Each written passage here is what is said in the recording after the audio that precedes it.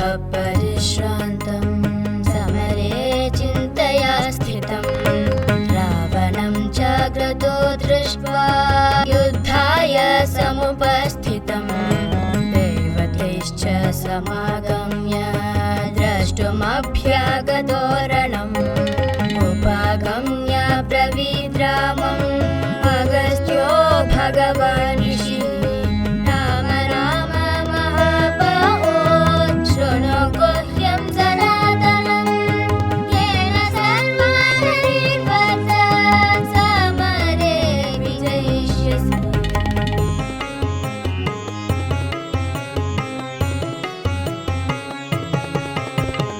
आदित्यहृदयं पुण्यं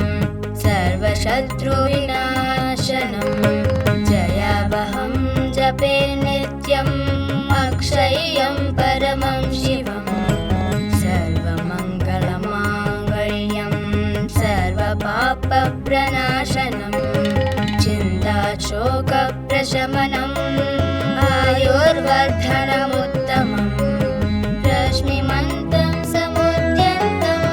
देवासुरनमस्कृतं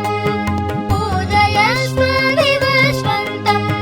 भास्करं भुवनेश्वरम्।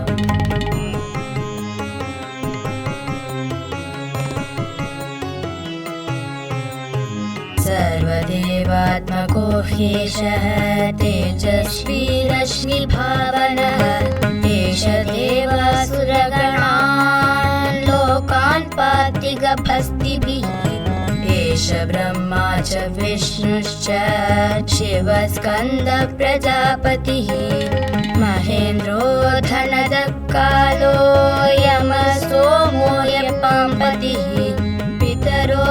वसवस्याद्यश्विनौ मरुतो मनुः वायुवह्निः प्रजाप्राणः ऋतुकर्ता प्रभाकरः।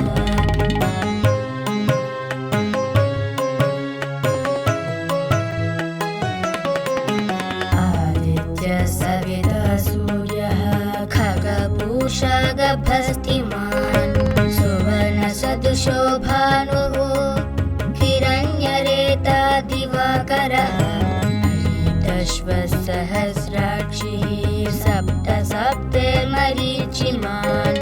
तिमिरोन्मथनः शम्भुः त्वष्टा मार्ताण्ड अंशुमान् हिरण्यगर्भः शिशिरः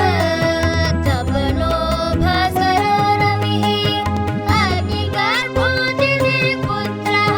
शङ्खः शिशिरनाशनः।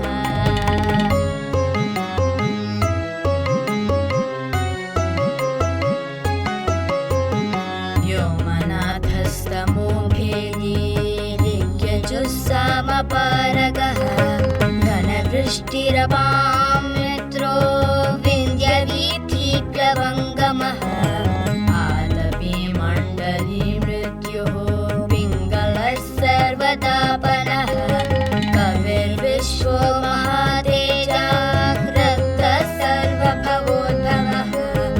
नक्षत्रग्रहताराणाम् अधिपो विश्वभावनः तेजसाम् अपि तेजस्वी द्वादशात्मन् नमोऽस्तुते।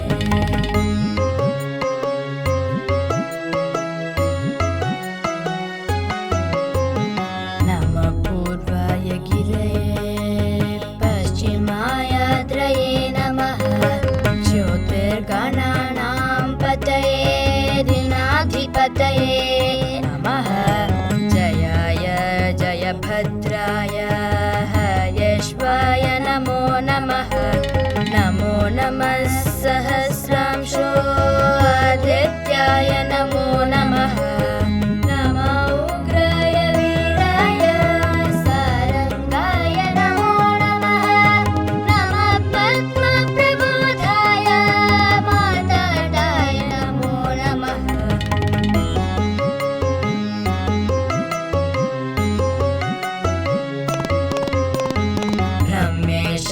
ब्रह्मेशानाच्युतेशाय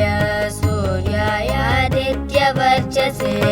भास्वते सर्वभक्षाय रौद्राय वपुषे पुरुषे नमः तमोघ्नाय हिमघ्नाय शत्रुघ्नाय अमितात्मने कृतघ्नघ्नाय देवाय ज्योतिषां पतये नमः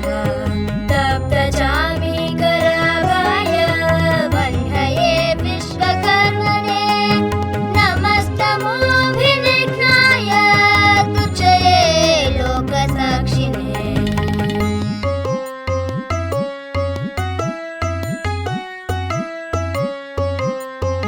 नाशयत्येष वैभूतं तथैव सृजति प्रभुः पायत्येष तपत्येष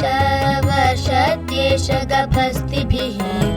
एष सुप्तेषु जागर्ति भूतेषु परिनिष्ठितः एष एवाग्निहोत्रं च फलं चैवाग्निहोत्रिणां वेदाश्च क्रतवश्चैव क्रतूनां फलमेव च यानि कृत्यानि लोकेषु सर्व एष रविप्रभुः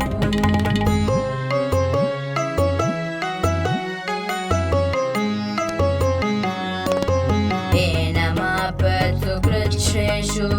कान्तारेषु भयेषु च कीर्तयन् पुरुषः कश्चित् नावसीदति राघव पूजयस्वैनमेकाग्रो देवदेवं जगत्पतिम् एतत्त्रिगुणितं जप्त्वा युद्धेषु विजयिष्यसि अस्मिन् क्षणे महाबाहो रावणं त्वं वधिष्यसि एवमुक्त्वा तदागस्त्यो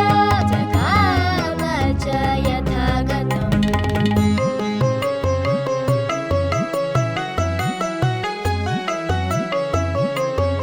एतच्छ्रुत्वा महातेजा नष्टशोकोऽभवत् तदा धारयामास सुप्रीतो राघव प्रयतात्मवान् आदित्यं प्रेक्ष्य जप्त्वा तु परं हर्षम् अवाप्तवान् विराचम्य शुचिर्भूत्वा धनुरादाय वीर्यवान् रावणं प्रेक्ष्य हृष्टात्मा युद्धाय समुपागमत् सर्वयत्नेन महता वधे तस्य धृतोऽभवत्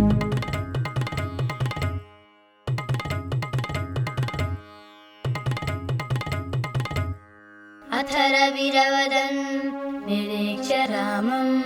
मुदितमनाः परमं प्रहृष्यमाणः